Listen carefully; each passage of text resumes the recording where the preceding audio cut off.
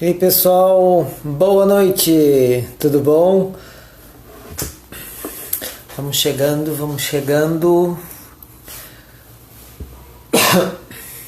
Logo a gente começa a live com o Zé Pellini.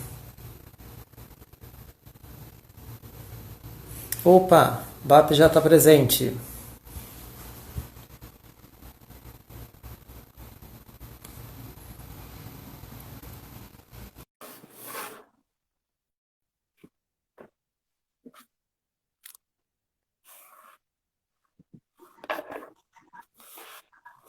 Ei Zé, boa noite. Beleza, Bruno? Tudo certo? Peraí que Tudo agora certinho. tem que ficar um pouco mais distante, assim para caber na tela. Pessoal, boa noite. Bem-vindos a mais uma live do ProArc na pandemia. Meu nome é Bruno, eu sou professor do ProArc e hoje a gente está recebendo um cara mais que genial e sensacional. Ele tem doutorado em arqueologia pelo MAI, é professor colaborador também do ProArc, professor adjunto da UFMG e diretor do Programa Brasileiro de Arqueologia no Egito, o BAP. José Roberto de Pellini. De Pellini, não, eu coloquei um D aí no meio. José Roberto Pellini, muito obrigado por aceitar o convite, cara. Para a gente é um prazer conversar contigo. Não, o prazer é meu. Eu queria agradecer o convite que vocês fizeram. É um prazer estar aqui. É a minha primeira live, então, assim, desculpem os erros, a maneira de falar. É a primeira vez que eu falo com o celular, né? Enfim. Então, obrigado pelo convite, da oportunidade de falar um pouco, não só do projeto, mas de tudo que está por trás da base teórica que está conduzindo esse projeto. E obrigado pelas suas palavras extremamente gentis, de genial é muito ainda, enfim, mas brigadão. Não, que isso. Só falo verdades. Pessoal, a live costuma ter 1 hora. A gente tem feito um bate-papo aí entre 30 e 40 minutos e reservado uns 20 minutos finais para a pergunta da galera. Pode ser assim, Zé? Pode ser assim. Você tem que me controlar um pouco, Bruno, porque assim, eu começo a falar e eu não paro, né? E ainda mais falando um pouco do Beleza. projeto, se eu me controlo, aí você dá um corte e aí a gente abre para a pergunta da galera. Sem problemas. Eu pediria então, pessoal, quem quiser fazer pergunta, que deixe para o finalzinho, porque assim eu consigo me concentrar mais em conversar com o Zé, né, porque eu sou pisciano, então prestar atenção nas perguntas e conversar com uma pessoa, não, né, nem às vezes eu perco. Mas é isso aí. Zé, no tema no tema que a gente vai conversar hoje, ele mistura acho que duas coisas que você tem feito já há bastante tempo, né? Então, a ideia de falar sobre relacionalidade no estudo de caso, no projeto do BAP, eu queria então talvez começar pela relacionalidade. Acho que uma das coisas que colocam teu nome que, é, com bastante peso no cenário da arqueologia nacional é o fato de você ter sido um dos primeiros a trazer a ideia de arqueologia sensorial para o debate. E aí, na proposta para essa live hoje, você falou em arqueologia relacional. Aí eu queria, então, talvez você pudesse começar combinando essas duas coisas, que também nos seus trabalhos aparecem muito associadas com a ideia de decolonialidade, né? Uhum. Eu vou até pedir permissão para você para fazer o inverso, de falar de uma experiência que a gente teve lá no Egito, e o quanto ela disparou uma série de questões.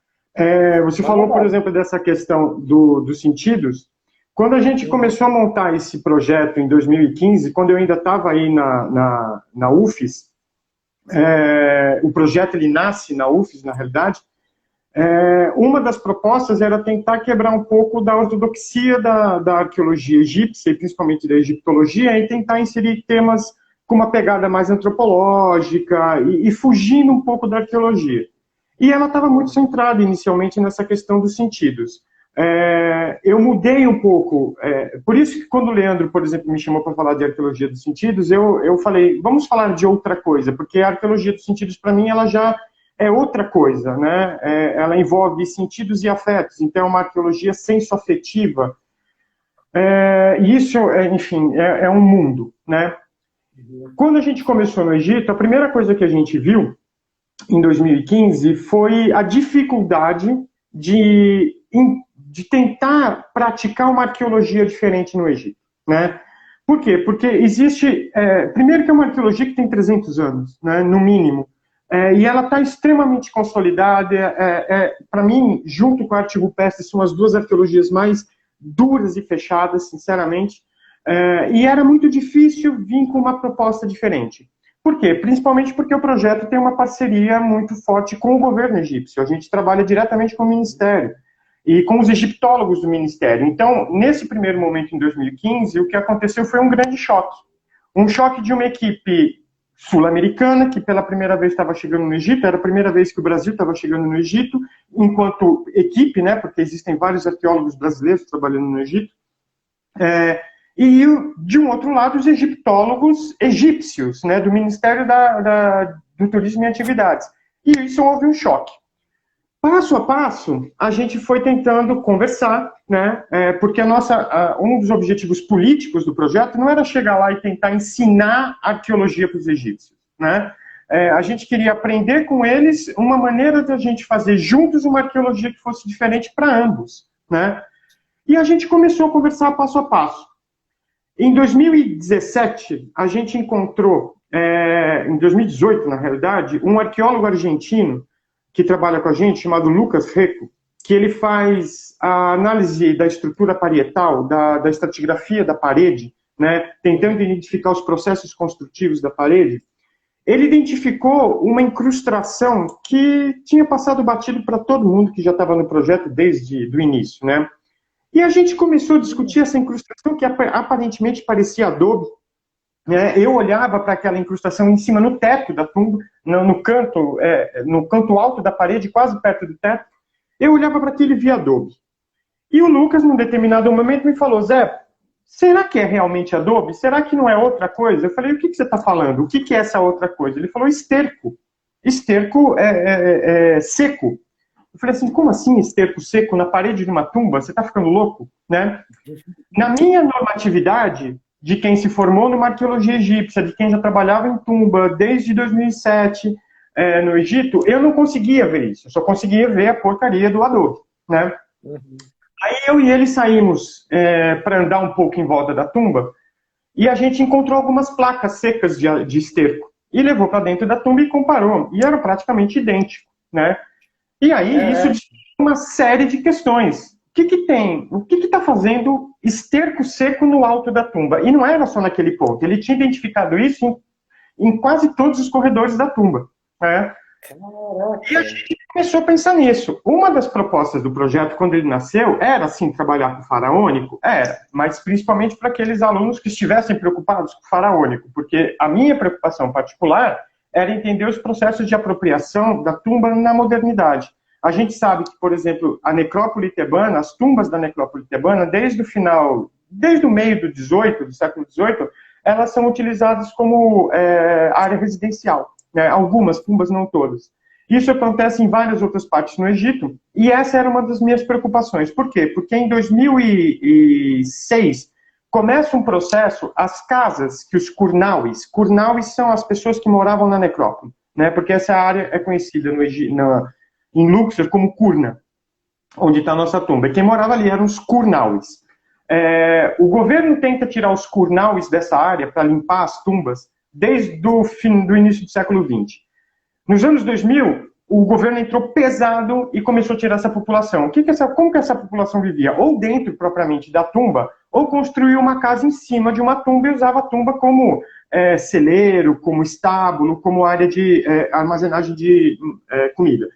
Em 2007 foi meu primeiro ano no Egito. 2007 marca a expropriação final dessa população. Eu cheguei a ver as casas de Curna, né? Muitas delas. E no segundo ano que eu fui para o Egito para trabalhar com os argentinos, já não existiam mais casas. Isso ficou muito na minha cabeça. E uma das coisas que a gente queria no projeto brasileiro era discutir isso. Por quê? Porque simplesmente ninguém discute isso na egiptologia. Tirando um antropólogo ou outro, um arqueólogo ou outro, assim, que a gente conta nos dedos, a expropriação da população curnal foi vista como uma coisa absolutamente normal. Por quê? Porque para a egiptologia, era necessário tirar essa população que vivia em cima ou dentro de algumas tumbas para pesquisar as tumbas. Então se privilegia um passado faraônico em nome de um passado moderno, né? E de um presente moderno. Você tinha famílias ali que estavam morando ali há 250 anos, né? Tinham casas há 200 anos. E simplesmente 10 mil pessoas foram expropriadas dessa área. Num processo que foi extremamente violento. Então, teve mortes, teve o exército participando, enfim. Isso era uma coisa, o silêncio da arqueologia, que para mim mostra uma concordância com esse processo de expropriação, era um dos temas que eu queria abordar. Então a gente tentava a todo momento ver na nossa tumba esses elementos da modernidade. A gente sabe que a nossa tumba foi habitada por uma família Curnaui no início do século XX, pelo menos até a década de 50, né, quando a tumba foi fechada. E a gente queria pesquisar um pouco sobre isso e focar muito o projeto nesse processo, principalmente para trazer o Curnaui para discutir com a gente. O que eu brinco, né, a merda na parede, ele disparou uma série de questões para a gente. E a gente começou a trabalhar isso na nossa cabeça e não conseguia chegar a lugar nenhum. Por quê? Porque a gente conversava com outras equipes e outros egiptólogos e o tratamento era: se preocupa com isso não, isso vai ser retirado pelo pessoal da restauração e da conservação. A merda na parede era tratada não como informação, era tratada como uma sujeira, como uma anomalia, como um dano que precisa ser retirado. Então ninguém discute isso. Isso era dado como um elemento dado, né? Então não tinha muita informação. Você vai procurar na bibliografia, pouquíssima gente fala sobre isso. Faltando uma semana para terminar a etapa de 2018, um amigo nosso, que é parceiro egípcio, que é do Centro de Documentação, ele falou: Zé, por que a gente não chama um Curnaui para vir aqui, que é amigo meu? Né? É um sheik. O sheik é um líder da comunidade, um líder religioso, e é um sheik de 75 anos, sheik Laki, que trabalhou muito com as equipes de arqueologia. Ele trabalhou durante anos na necrópole, ele passou a vida inteira morando na necrópole e ele trabalhava com os arqueólogos. Beleza, a gente chamou ele, vamos conversar, a gente conversou durante 3 horas, e de repente ele falou: vamos visitar a casa. Eu falei: como assim a casa? Né? Só que você está ali no pique e está entrando e você esquece das coisas que as pessoas falam. E ele começou a falar, e aí ele falou da merda na parede, ele falou de todo o processo que envolvia isso. E o que ele falou? Que isso, por exemplo, era combustível.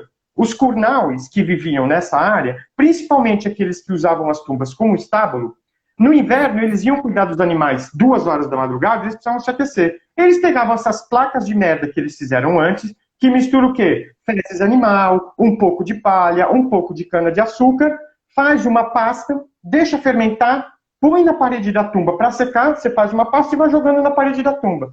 Quando aquilo estiver seco, você retira, guarda, para quando você precisar acender uma fogueira para se esquentar, para fazer comida, você utiliza. Ele explicou todo o processo para a gente. E a gente começou a andar pela tumba. E conforme a gente andou pela tumba, ele foi mostrando outras coisas que foram assim... ele viu uma coisa na tumba e eu via outra. O que eu chamava de adobo, aqui tem uma marca gigantesca de adobo. Ele chamava: isso aqui é o resto de uma cama. Ah, e essa marca branca aqui na parede? Não, isso aqui é uma porta. Não, isso aqui é uma marca de cal. Então, assim, de novo, o meu olhar normativo via a informação arqueológica. O olhar dele via outra coisa. A impressão que dava é que eu estava num lugar e ele estava em outro. Que nós estávamos em lugares completamente diferentes, né? E isso gerou um incômodo em mim. Um incômodo para questionar exatamente as bases teóricas da arqueologia, né? Eu não acreditava... Quando a gente começou o projeto, a gente chegou com um modelo teórico mais ou menos pronto. Ele não deu certo. Ele não deu certo porque não houve essa conversa. E mesmo porque hoje eu entendo que a teoria ela não deve vir antes do processo de vivência, por exemplo, de um campo. Ela tem que nascer do campo, né? E nesse momento estava nascendo exatamente uma explosão teórica, né?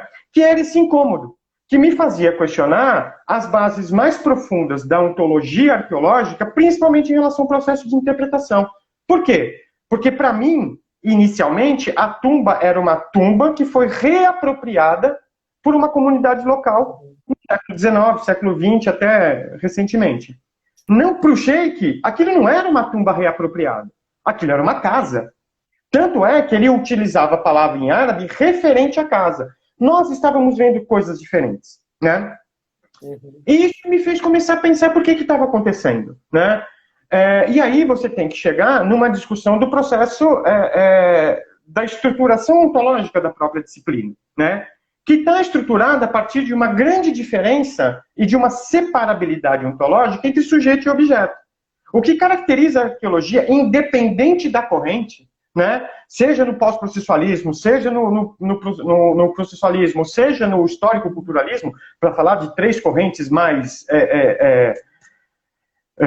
bem mais assentadas dentro da disciplina, as três partem do mesmo pressuposto ontológico, que é a separação, que é a ideia de representação. A cultura material, ela representa alguma coisa. No histórico-culturalismo, ela representa uma norma social. No processualismo, ela representa um sistema adaptativo.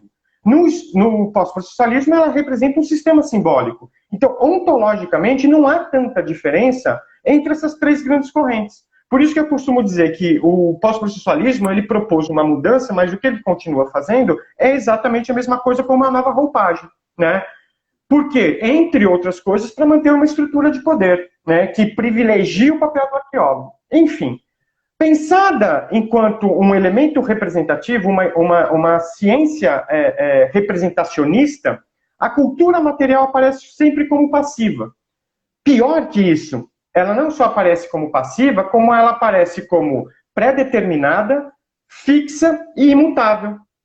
Se a gente aplica essa conceitualização e a maneira como a arqueologia vê para o nosso trabalho na TT-123, o que é a TT-123? É uma tumba faraônica. Ela é, antes de mais nada, uma tumba faraônica. Então, mesmo que pessoas, ao longo de 300 anos, tenham se apropriado, ao longo de 3.000 anos, tenham se apropriado dessa tumba por outros motivos, a transformado em outros espaços, ela, para a arqueologia, essencialmente continua uma tumba faraônica. No processo interpretativo de arqueologia também está presente e pressupõe-se uma separabilidade ontológica entre o pesquisador e a materialidade, o objeto. E aqui a gente, de novo, reproduz essa grande dualidade presente no cartesianismo. Sujeitos de um lado, objetos de outro. A gente queria testar isso. Por quê? Porque isso não corresponde ao encontro que a gente teve no Egito. Porque para o sheik, aquilo não é uma tumba. E aí o que você faz quando um sujeito te diz, isto não é uma tumba, isto é uma casa? Você vai falar para ele, você está errado? Você está errado porque isso não é uma casa? Você transformou uma tumba em casa? Eu vou mais longe. Quando um sujeito te diz que esta varinha não é um pedaço de madeira ou um pedaço de... mas é uma varinha mágica. Eu falo da varinha hoje porque está rolando maratona Harry Potter. Então, depois da live, galera, vamos ver a maratona. Então, quando um sujeito fala e fala para você que ele acredita que isso aqui age, que isso aqui pensa, que isso aqui tem vida, o que você fala para ele? Que ele está errado? Isso é o que Viveiros de Castro chama, por exemplo, de a gente menosprezar a ontologia do outro. A gente privilegia os elementos epistemológicos e continua ignorando a ontologia do outro, chamando de superstição, chamando de crença. A gente tem uma série de casos dentro de Luxor, de pessoas que acreditam, por exemplo, que as tumbas são habitadas por gênios, que algumas tumbas, nem todas as tumbas, que é um dos temas que eu trabalho, né? Que as tumbas são o local de residência dos gênios. Os gênios, eles fazem parte da crença mais básica dentro do islamismo, porque Deus teria criado o homem, os anjos e os gênios. Isso está no Corão. Então, o árabe, por exemplo, o islâmico, ele não pode negar a existência dos gênios. Os gênios são uma entidade existente dentro do mundo islâmico. E alguns em Kurna acreditam que as tumbas são habitadas por gênios. O que você fala para o cidadão? Não, sujeito, desculpa, você está errado. Porque a ciência, a arqueologia ou qualquer outra ciência te mostra que gênios não existem e muito menos habitam em tumbas. Então, as vozes que você escuta, as coisas que acontecem dentro da tumba que são inexplicáveis, na verdade não são inexplicáveis. Para a gente, tem toda uma explicação que dá conta disso. A gente queria agregar todo esse arcabouço teórico local, essas teorias locais, dentro do projeto. E isso fez com que a gente pensasse na questão da relacionalidade. De que maneira?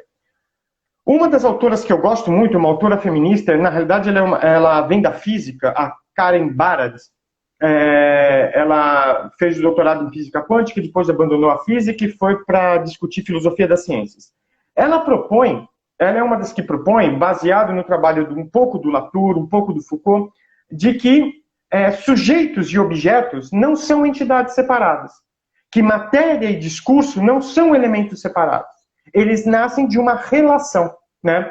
Ela vai se apoiar nisso, dentro de uma explicação quântica, evidentemente, que, por mais que eu tente, às vezes, me afastar das ciências duras, como diz um amigo, o Zarankin, eu acabo, às vezes, caindo um pouco nas chamadas ciências duras.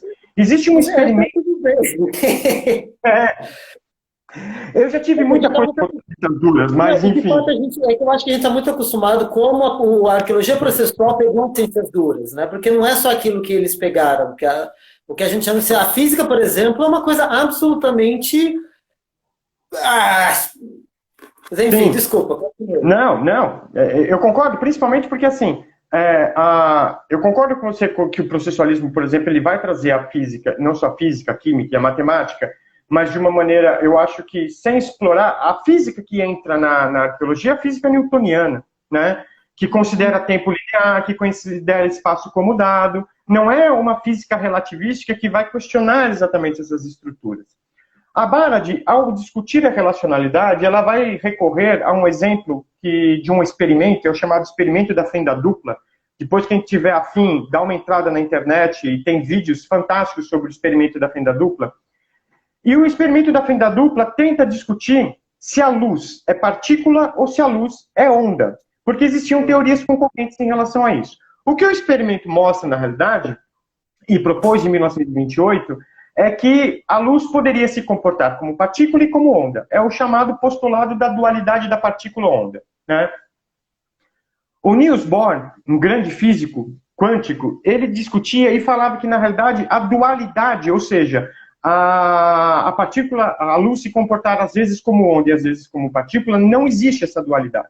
O que existe por trás disso é que os aparelhos criados para medir, ou seja, o aparelho da fenda dupla, só pode medir de uma vez ou onda ou partícula. Ou seja, a maneira como o que o experimento mostra na realidade é a maneira como nós medimos algo determina a realidade desse algo.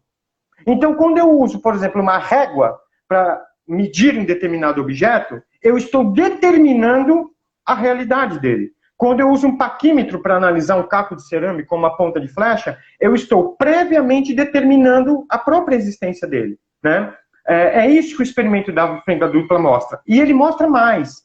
Ele mostra que, na realidade, nós, enquanto pesquisadores, não podemos ser pensados fora do processo de construção de conhecimento. Porque a construção de conhecimento ela é coletiva, aonde participam humanos, não humanos e mais do que humanos. Todas essas entidades sempre estão relacionadas. Então, nesse sentido, o que esse experimento mostra? Ele mostra que, primeiro, sujeitos e objetos não podem ser pensados fora de uma relação, porque partícula e onda só serão partícula e onda dentro de uma relação muito específica, de acordo com o aparato de medição. A partícula vai surgir partícula porque um experimento que mede partícula identificou a partícula. Ou seja, a partícula é fruto de uma relação. Sujeito e objeto não podem ser pensados de maneira diferenciada. Então, nesse sentido, a tumba ela não é um elemento fixo. É um elemento potencial, que pode se materializar dependendo da relação em que ela está inserida. Não existe, como a Karen Barad disse, não existe nada anterior a uma relação. Tudo nasce uma relação, dentro de uma relação. Só te cortando. Sujeito e objeto só são sujeito e objeto dentro de uma relação. Um dia eu sou professor. No outro dia eu sou jogador de futebol. Quando antigamente era possível jogar futebol. No outro dia eu sou marido. Eu não sou essas entidades ao mesmo tempo. O meu papel de sujeito, ele muda. E às vezes, inclusive, eu me torno o próprio objeto. Quando eu, por exemplo, estou numa aula, estou num congresso, estou numa palestra, eu deixo de ser o professor e me torno o aluno. Então, eu não tenho uma essência Zé Roberto. Eu tenho potencialidades que se manifestam. E isso é o mesmo para a tumba. A tumba não é essencialmente uma tumba. Por mais que eu chame ela de tumba, porque eu ainda não encontrei uma palavra que eu possa usar. Por mais que eu chame ela de tumba, ela não é essencialmente uma tumba. Ela vai ser uma tumba, uma casa, um celeiro, uma casa de gênio, dependendo da relação. Qual é a diferença? Isso não é o que o relativismo propõe de leituras relativas em relação a uma essência. São realidades ontológicas completamente diferentes. Chamar a tumba de casa é chamar a tumba de casa. A casa é diferente de uma tumba. São coisas diferentes. A casa não é uma tumba reapropriada. Ela é uma casa no seu próprio direito, enquanto casa. E não qualquer outra coisa. E assim a mesma coisa para, enfim, se a gente considerar uma tumba. Eu pego, por exemplo, a própria história da tumba, pensando até um pouco, não de maneira linear, mas em episódios. Quando a tumba estava sendo construída, era uma tumba em construção. Então, para o trabalhador que está ali construindo, a tumba nem tumba é. É um buraco que está sendo escavado, que está sendo pintado, que está sendo construído. Quando Amenemhet, o proprietário da tumba, foi enterrado, aquilo se tornou uma casa. A casa onde o Ba dele, o Ka dele vai morar. É a tumba. Quando os coptas tomaram posse disso, ele se torna monastério. Ele não é mais uma tumba faraônica. É o local onde o monge copta vai enfrentar o demônio, vai alcançar a divindade, vai chegar a se tornar santo. Quando a comunidade Kurnawi apropria-se desse espaço, é uma casa, é um celeiro, é qualquer outro lugar. Isso faz com que a gente passe a discutir dano, por exemplo, patrimônio, de uma maneira completamente diferente. Eu te cortei, você ia falar alguma coisa? Tá vendo? Eu vou aproveitar o que você falou para tentar conectar com uma outra coisa que eu acho bastante interessante. Eu vou pensar, depois me passa essa referência que você usou, dessa física que virou, depois você trabalhar com o quê? Com filosofia da ciência. Com filosofia da ciência. Eu não sei, eu fico um pouco pensando. Eu acabo tendo um pé um pouco forte mais na Donna Haraway, que tem um feminismo que tem mais uma influência mais marxista. Então, por exemplo, eu fico aqui se eu concordo com você sobre a minha tendência é conceber uma realidade independente de mim, mas concordo com você no fato de que, se a forma como ela existe, eu não vou conseguir me apropriar dela de outra forma que não seja a partir das relações que eu produzo.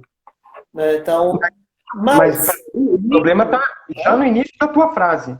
Uma realidade externa a mim, independente de mim. É isso que, por exemplo, a relacionalidade vai combater.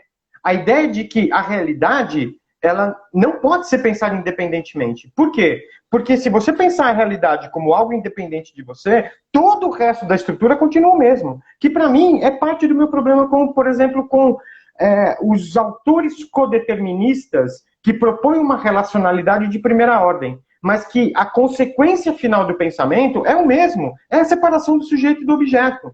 Porque se você está propondo uma realidade que ela é independente, se ela é independente, ela pré-existe a você.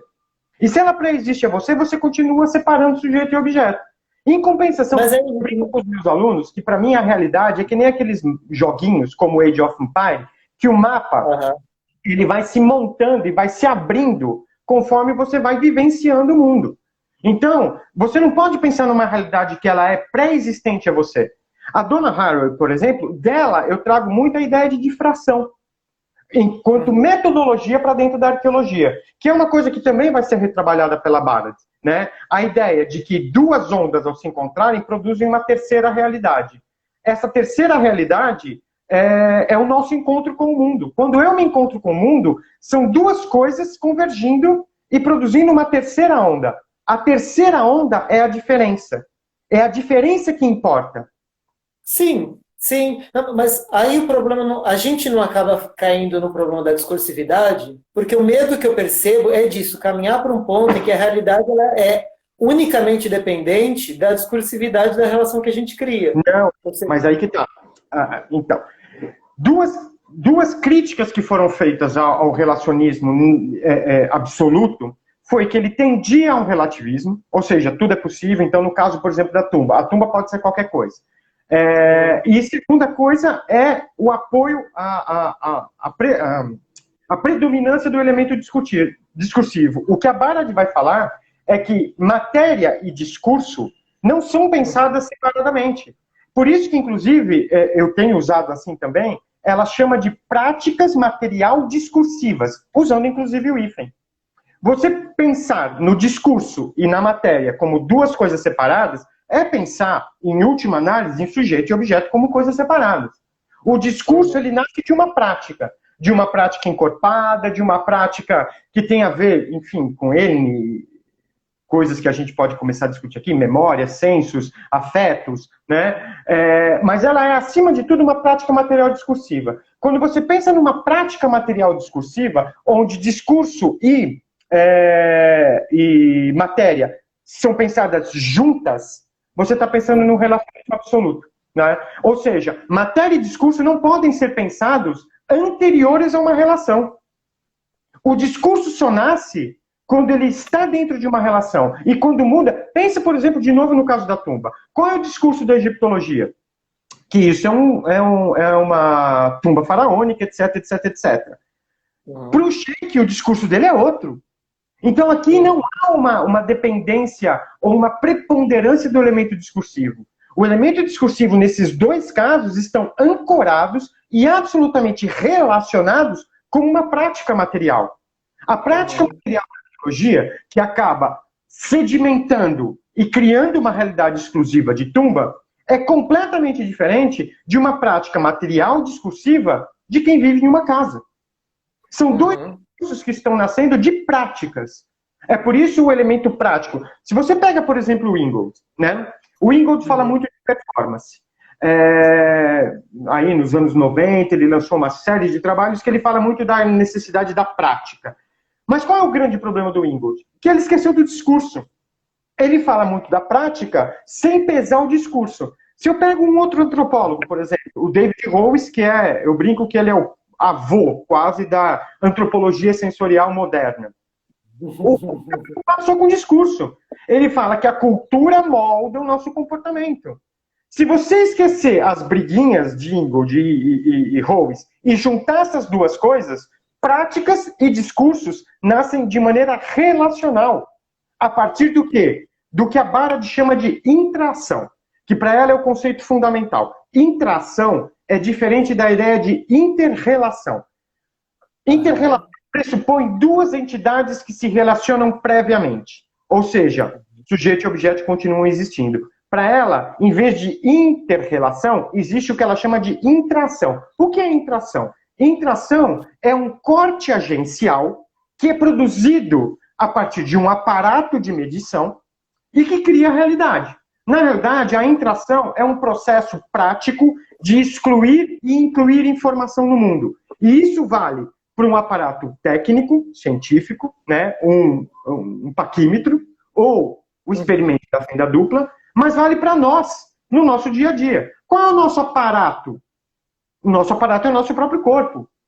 É a nossa relação sensorial com o mundo. Esse é o meu aparato. Esse meu aparato, ele inclui e exclui informação a cada microsegundo, num processo contínuo, em que eu me torno a todo segundo. Aí eu trago o Deleuze, né? A ideia de devir, de tornar-se. Então, o meu corpo, ele, ao entrar em contato com o mundo que não é mundo, é uma potencialidade, ele vai, a partir de um aparato, que é a própria corporalidade, criando realidades.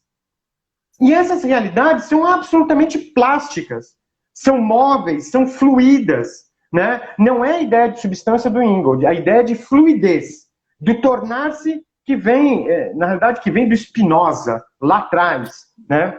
Diga. Okay. Não, então, beleza. Então, vamos aproveitar daí. Porque tem um elemento que eu acho bastante interessante dessas propostas de arqueologia sensorial e que eu acho que o que você acabou de mencionar é bastante interessante, a ideia do corpo, né? E do corpo como centro de produção dessa produção dessa realidade a partir de potencialidades. Como que a gente balanceia a ideia de diversas realidades ou diversas ontologias? Por quê? No sentido de que uma das coisas que você coloca, por exemplo, sobre a arqueologia da sensorialidade, que a gente, como ciência ocidental, está acostumado a trabalhar só com a visão. Certo? Então, um elemento importante, a gente tem que começar a trabalhar com outras sensorialidades. Mas, aliás, mas não. E, né, a partir daí, como que a gente também se cuida para não permitir que a única realidade possível seja aquela que a gente produz a partir do nosso corpo? Porque Então, quando a gente experimenta sensorialmente, a gente está experimentando sensorialmente a partir desse corpo ocidentalizado, que não é o mesmo corpo do Sheik, que não é o mesmo corpo indígena de hoje, que não é o mesmo corpo indígena de 3.000 anos atrás. Então, como é que a gente mobiliza isso dentro de uma disciplina que circula aí por uma fluidez temporal, uma temporalidade curta, longa, média?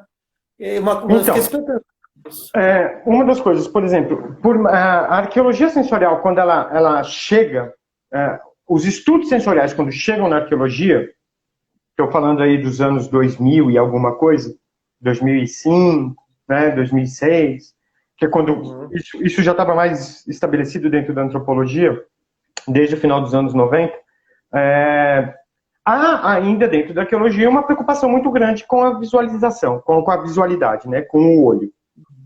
Depois houve uma segunda geração que começou a se preocupar com os outros sentidos. Mas o que você vê na bibliografia? Vê as pessoas saindo da visão para focar exclusivamente em qualquer outro sentido, né? E aí você continuava compartimentalizando os sentidos, né? Uma das coisas que me fez pensar numa nova proposta para a arqueologia sensorial foi, em primeiro lugar, a base fenomenológica que está por trás dessa ideia dos sentidos, né? Em como ela é concebida dentro da antropologia e dentro da arqueologia. Você não esquece que o que está se falando é de um corpo que é humano, né? Então, a arqueologia sensorial, ela é, acima de tudo, focada no humano. Então, para mim, esse já é o primeiro problema, né? Porque você é humano, de novo, dentro de uma relação, né? Você não pode pensar os sentidos como uma exclusividade humana. Os sentidos, eles estão dentro de uma relação que se distribui tanto com o humano quanto o não humano. Você não pode simplesmente falar, os sentidos são algo humano, só o humano é sentiente. Não é só o humano que é sentiente, né? Existem outros seres que também são sentientes. A matéria é sentiente num certo nível. Então, a primeira coisa, ela humaniza demais. A arqueologia sensorial, ela está focada no humano. Eu lembro de um congresso do WAC, do World Archaeological Congress, que eu fui, que a proposta do simpósio era discutir uma arqueologia pós-fenomenológica, né? Eu fiquei todo empolgado, pós-fenomenologia, vamos lá, vamos quebrar o pau.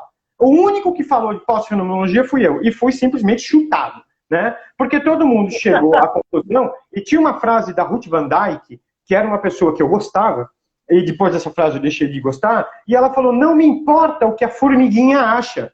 Falei, como, Katsu, que não te importa o que a formiguinha acha? Né? A formiguinha só existe em relação a você. Então, assim, ela prioriza o humano. Essa priorização do humano, que é algo que está... Quando você vê, por exemplo, a relacionalidade que é praticada pelo Latour, ele antropomorfiza tudo. Né? Tudo para ele é antropomorfizado. É uma palavrinha difícil. E que eu acho que é um dos problemas dele. Mas é um problema, não é dele. É um problema das ciências humanas. E é um problema da fenomenologia, e é um problema que acaba caindo dentro dessa arqueologia sensorial que era praticada, e que é praticada. Porque, desculpa, o meu corpo não é igual ao seu corpo. Né? Eu não posso falar que o meu corpo, como diz o Tilley, por exemplo, que nós temos 6 dimensões básicas, para frente, para trás, para cima e para baixo, para um lado e para o outro. Não, desculpa, eu não tenho 6 dimensões básicas, eu tenho outras dimensões. Né? E quando eu estou em determinados estados... sem nicotina, por exemplo, eu tenho muito mais outros estados. O meu corpo age na materialidade de uma maneira completamente diferente. Então, assim, a ideia de que está presente na fenomenologia, dessa experiência corporal, parte da ideia de um corpo, do corpo humano. E aí se universaliza o corpo. E eu já sou absolutamente contra essa ideia. Segundo, para mim hoje, eu não posso pensar afeto não enquanto emoção, afeto enquanto capacidade de afetar e ser afetado, eu não consigo pensar isso sem a questão dos sentidos. Porque o afeto, para mim, é o que vai organizar a potencialidade. Né? Então, eu te dou um exemplo do que é afeto, por exemplo. Quando a nossa querida ex-presidente, saudade dela, da Dilma, quando ela sofreu o processo de impeachment, eu estava no computador e toda hora eu estou abrindo notícia para dar uma relaxada e não sei o quê, e tinha letras garrafais. Aberto o processo de impeachment contra Dilma no site do Globo. Aquilo gerou um impacto em mim, uma intensidade que eu não sabia definir o que era. Isso é afeto. Afeto é como uma materialidade te afeta e como você afeta ela. É uma intensidade. Depois que essa intensidade é nomeada, ela se torna emoção. Quem faz essa ponte? Quem recebe a informação? Os sentidos. O teu corpo. O teu corpo é impactado por um afeto. O afeto organiza a informação e produz uma realidade. O que você tem? A teoria relacional presente. Então você tem você, enquanto em si potencialidade, entrando em contato e sendo afetado e afetando uma potencialidade que vai ser organizada por uma relação afetiva, produzindo uma realidade. Então eu não posso pensar os afetos sem os sentidos e não posso pensar os sentidos sem os afetos. É isso que me faz discutir relacionalidade. É entender qual é o papel de afeto na organização das potencialidades. O mundo é uma sopa potencial, onde as informações estão ali. No caso do humano, a tua memória está ali, o teu aprendizado está ali, a tua cultura está ali. Mas como ele está ali? Ele está ali em stand-by. O elemento da memória que você vai puxar quando você entrar em contato com essa garrafa, você não pode definir anteriormente. Então, inclusive, essa garrafa não é garrafa. Eu tenho, por exemplo, relações intrínsecas com o vermelho, né? O cigarro que eu fumava, olha só, passado, era vermelho, Marlboro. O time que eu torço é vermelho. 90% dos carros que eu e minha esposa compramos são vermelhos. Minha garrafinha de água é vermelha. Enfim, eu tenho uma relação com o vermelho. Mas essa relação com o vermelho engatilha e dispara uma série de outros elementos. Então, dependendo da situação, se há o vermelho da camisa do Flamengo, isso vai me trazer uma energia, se o Flamengo está bem. Né? Como estamos ganhando tudo, alegria. Hoje, quando eu vejo uma caixinha de Marlboro, o que eu vejo? Esse vermelho vai disparar em mim outra coisa, não é aquela alegria, a necessidade na nicotina. Ou seja, o vermelho é uma potencialidade. Quando eu me encontro com ele, ele vai, a partir de como ele vai organizar as minhas informações, disparar uma realidade completamente diferente. É assim que eu vejo o mundo hoje. O mundo é uma grande sopa de informação. O que tem antes da relação? Informação. O mundo, para mim, é um mar de informação. Como ele vai organizar para produzir uma realidade vai depender desse encontro que é relacional. Vai depender de um encontro entre duas coisas. Entre dois sujeitos, dois objetos, ou um sujeito e um objeto. Que vão se tornar sujeito e objeto dentro dessa relação. Muito que bem. Zé, vamos aí para 43 minutos. Queria abrir para perguntas. O que tu acha? Só um último exemplo antes de abrir para as perguntas. Eu te dou um outro exemplo que a gente vive, por exemplo, lá em Luxor. O templo de Medinet Habu. Né?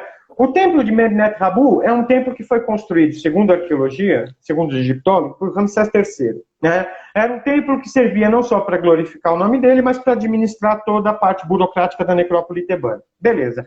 Na cabeça dos egiptólogos, o que é Medinet Habu?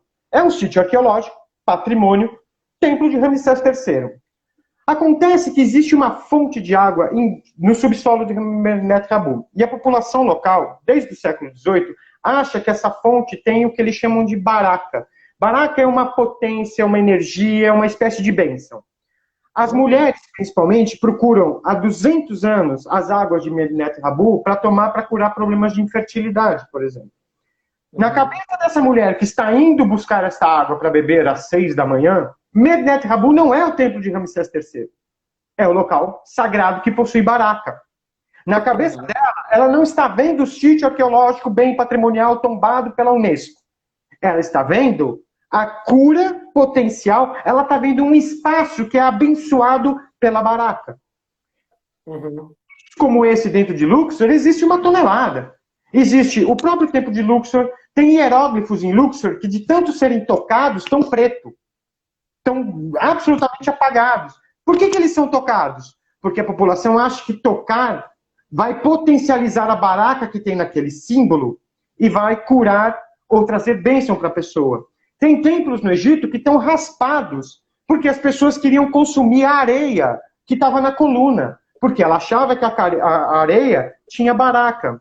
Isso acontece quando alguém vai na tumba de um sheik, por exemplo, na tumba de um santo, né? Por mais que os santos sejam proibidos dentro do mundo islâmico, nas religiões populares eles são bastante cultuados. As pessoas na tumba de santo coleta a areia que tem no chão e toma. Para quê? Para construir baraca.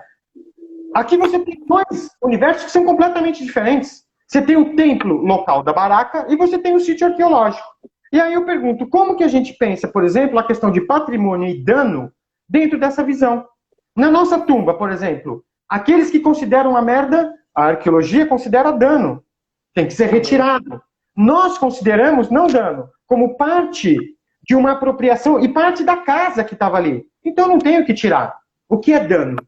Toda essa postura relacional, pensando nas teorias locais, nos faz questionar por que a população Kurnawi foi expulsa. Por quê? Porque se privilegia um passado faraônico, que está atrelado a essa ideia da separabilidade ontológica, etc, etc, etc. Quando a gente vem com essa proposta, o que a gente está considerando é a possibilidade do alternativo. É aquilo que o Viveiros fala, que o Viveiros de Castro fala, não importa o que eu acho. O que importa é o que o cidadão acha, porque com base na crença dele, ele vai estruturar o mundo dele. Então não depende se o Zé acredita em gênio ou não. O importante é que a pessoa com quem eu estou lidando acredita. E o mundo dela é estruturado assim. Então eu tenho que entrar no mundo dela, a partir dessa proposta da Haru, por exemplo, do conhecimento situado, eu tenho que estar dentro. Eu não posso ter essa realidade externa a mim. Se eu não estiver dentro, eu não entendo isso. Porque não adianta eu me colocar de maneira distanciada e falando, o gênio, porque eu vou cair na crendice. Né? Então, eu estando situado dentro do processo de conhecimento e me entendendo assim,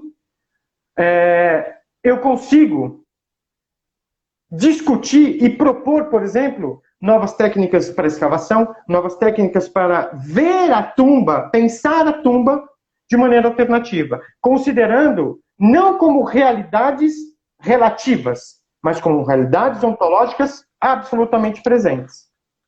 Abrimos para as perguntas agora. Muito bem. Galerinha, divirta-se. O que vocês querem perguntar para o Zé? Você me passa a pergunta? É assim que funciona? Eu estou vendo a galera vai perguntando aqui na live. Enquanto isso, a Carol aqui também estava falando que esse elemento, que a arqueologia pública já discute, né, essa ideia de dano ao patrimônio.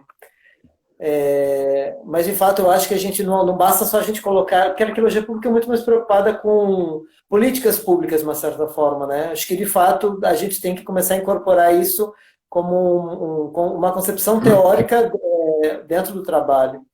Porque, na realidade, uma das coisas que a gente tem que fazer é reconhecer que a realidade do outro não é um desvio epistemológico. Não é um erro epistemológico de uma ontologia ocidental que é a verdadeira. Né? A ontologia do outro é tão importante e verdadeira quanto a nossa. Aquele cara que acredita no gênio, para ele isso é tão orgânico que não tem como discutir. É a mesma coisa que os bolsominions hoje. Né?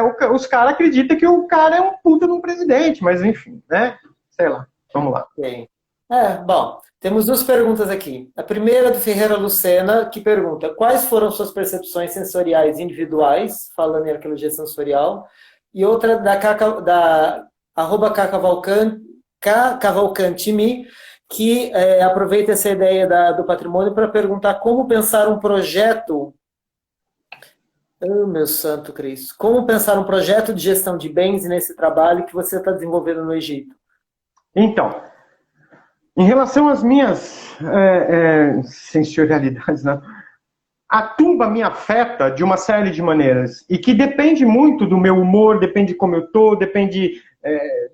tem dia que a tumba me afeta e eu vejo coisas que no dia anterior eu não tinha visto. A impressão que eu tenho hoje da tumba é um lugar que eu gosto de estar. Né? É difícil de falar. O meu corpo hoje se move e entende a tumba de uma maneira completamente diferente do que da primeira vez que eu fui. Né?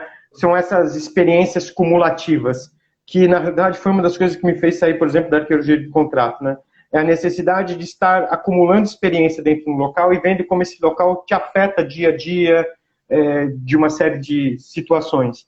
E a necrópole, é difícil de falar. Eu tento, às vezes, colocar no papel o que é a necrópole tebana para mim. O que é a necrópole, não, né? O que é o West Bank de Luxor. Não gosto de chamar de necrópole porque, de novo, isso parte do pressuposto que é uma categoria fixa, mas eu tenho que me controlar, às vezes, tenho que me policiar. O West Bank de Luxor, eu vejo aquela montanha. Essa etapa a gente teve uma série de problemas burocráticos, essa etapa desse ano, e eu fui várias vezes para o West Bank, para a área chamada de necrópole, e ficava lá tomando um chá, só olhando a necrópole. E é incrível, ela fala com você, a necrópole conversa com você. Quando eu admito essas coisas, as pessoas... Isso denigre um pouco o meu lado de cientista, né? Mas eu não estou muito preocupado, porque a necrópole fala, né? A montanha fala. A montanha, ela tem uma presença que ela fala aqui, tô te observando. E eu tenho 30 mil anos. Então, assim, eu sou calma, sou tranquila, e tô te olhando. Vamos conversar. Né? É isso, é difícil exprimir isso. Né? Isso é um pouco do que é a tumba para mim. Como pensar um projeto de gestão patrimonial, de gestão de bens?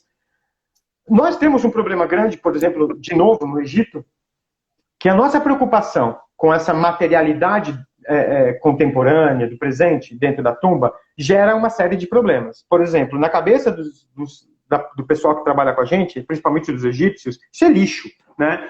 Um sapato, uma tampinha de garrafa, uma caixa de cigarro do século XVIII, isso é lixo. Né? O que não é estatueta de Amon, filho, pedaço de sarcófago e resto de múmia, é lixo. Então, existia um hábito de reunir tudo isso e jogar fora. Desde a primeira etapa, a gente tem conversado com a população, e principalmente com os trabalhadores que estão com a gente, que normalmente é um grupo fixo, de sempre as mesmas pessoas, exatamente porque eles já vêm do centro de documentação do governo, e a gente, desde a primeira etapa, tem conversado com eles. Veja, olha, isso aqui é importante. Por quê? Porque isso aqui fala da vida da população que estava aqui. Isso aqui fala do egípcio. Né? No primeiro ano, eu tinha que ir no lado da peneira e pegar essa materialidade. No segundo ano, de novo. No terceiro ano, o material moderno começou a aparecer na peneira.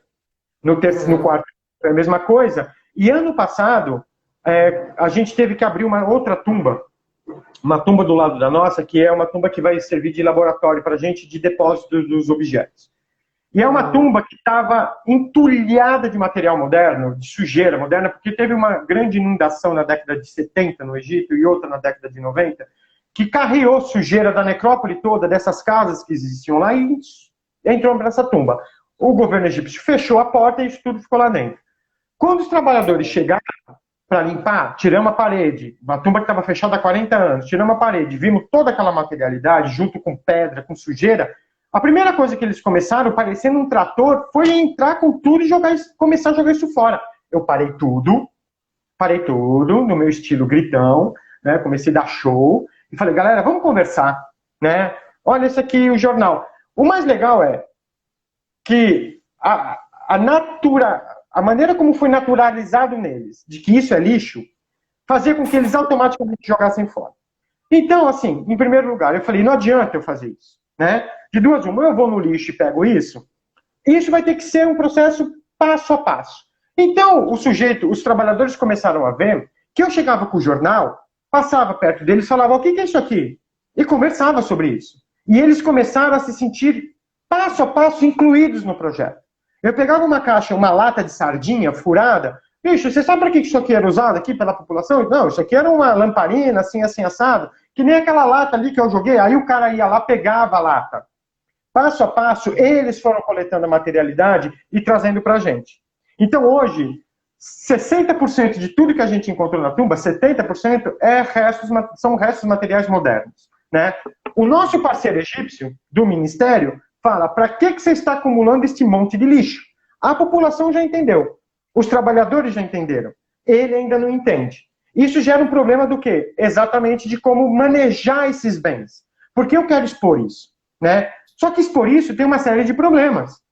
Tem o problema de trazer de volta o Curnawi, que é uma coisa que o governo não quer. Porque o governo limpou a necrópole, o governo transformou a Necrópole Tebana num grande museu a céu aberto para atender o turismo, para atender a indústria do turismo e atender os arqueólogos. E o Zé Roberto, projeto brasileiro, expor uma lata de refrigerante, um vestidinho, é trazer essa história de volta. Então, assim, como lidar com esses bens?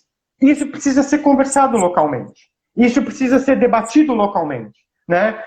Você não faz um projeto de gestão patrimonial, de gestão de bens, de maneira isolada. Isso tem que ser conversado, porque no final das contas também não adianta o Zé Roberto chegar lá e falar: eu sou decolonial porque eu sou colonizado e blá blá blá, e eu quero trazer aqui para vocês a liberdade. Eu tenho que perguntar primeiro se eles querem isso. É interesse da população? É interesse dos trabalhadores? É interesse do governo egípcio? Às vezes a gente acha, como cientista, porque a gente... cientista é tudo arrogante, né? Nós somos arrogantes por natureza. A gente acha que a gente está libertando o mundo das amarras da opressão. Você tem que perguntar para o sujeito se ele quer isso. Ele tem interesse nisso? A gente costuma falar: não, coitado do egípcio, foi colonizado, não sei o quê. Gente, o egípcio entende o colonialismo de uma maneira muito melhor do que a gente, cientistas. Ele brinca com o colonialismo para atender os interesses dele na hora que ele quer. Então ele se faz de vítima ou se faz de anti-opressor, dependendo dos interesses. Eu sou fichinha perto deles. Né? Então eu tenho que perguntar para eles: o que vocês querem? Eu tenho esse interesse nesse projeto. Eu quero trabalhar com isso. Isso é interessante para o egípcio? Isso não é patrimônio meu, isso não é patrimônio da humanidade. Não existe patrimônio de humanidade. A humanidade é muita gente. Né? É quase a torcida do Flamengo. O que eu penso não é na humanidade. Se a população do Afeganistão, em sua maioria, decidir que eles têm que destruir os patrimônios, o problema é deles. Se o egípcio fizer um plebiscito e 60% achar que tem que destruir a pirâmide, vá com Deus. Isso não é patrimônio meu. Eu não sou egípcio. Entendeu? Eu não penso nessa ideia de patrimônio mundial. Por quê? De patrimônio da humanidade? Porque eu não penso na pré-existência disso. Porque quando eu penso em patrimônio, de novo, eu estou pensando em categorias. Eu estou pensando em patrimônio, que me faz pensar em bem arqueológico, em resto arqueológico, e eu estou o quê? Compartimentalizando e pré-definindo essa materialidade. Porque a lata de sardinha, ela não é patrimônio. Ela é uma lembrança daquele cara de como ele, há 3 anos atrás, acendia uma luz dentro de casa. Então isso não é patrimônio. Aquele pedacinho de sarcófago que a criancinha usava para brincar, outro exemplo. Algumas mulheres acham em Luxor que não é só raspar assim como ela raspa a coluna do templo, assim como ela toca num hieróglifo, ela vai em algumas tumbas e tira um pedaço da pintura da tumba e moe aquilo, bebe para curar o câncer, por exemplo. Vai o Zé Roberto falar para ela que aquilo é patrimônio? Não, minha senhora, a senhora não pode fazer isso. A tumba é dela. Ela entrou ali, ela vive ali, isso faz parte do universo dela. Não adianta eu, como um agente externo, chegar lá e falar: senhora, isso é uma tumba, isso é patrimônio da humanidade. A senhora não pode curar o seu câncer. Esse é assim que acho que se criam políticas de gerenciamento de bens. Sim. Zé, estava bom demais, nós temos que terminar. Temos 2 minutos aí. Eu quero agradecer muitíssimo a sua presença. Galera, muito obrigado por terem aparecido. Procurem o Lattes do Zé, deem uma olhada nas coisas que ele está fazendo e sigam também o BAP no Facebook, que o programa tem uma página no Facebook. Queria lembrar que essas lives do PROARC na pandemia são uma iniciativa da Daniela Klockler, que também as organiza. Elas fazem parte do programa PROARC Audiovisual, que é coordenado pelo Leandro Duran. E a equipe técnica é do estudante na graduação em Arqueologia, Adriano Ferreira, do Felipe Freire, que é egresso do PROARC, e dessa pessoa que aqui nos apresenta. Galera, muito obrigado. Boa noite, Zé. Valeu demais. Até a próxima. Valeu. Parabéns pela iniciativa. Valeu. Até mais. Até mais.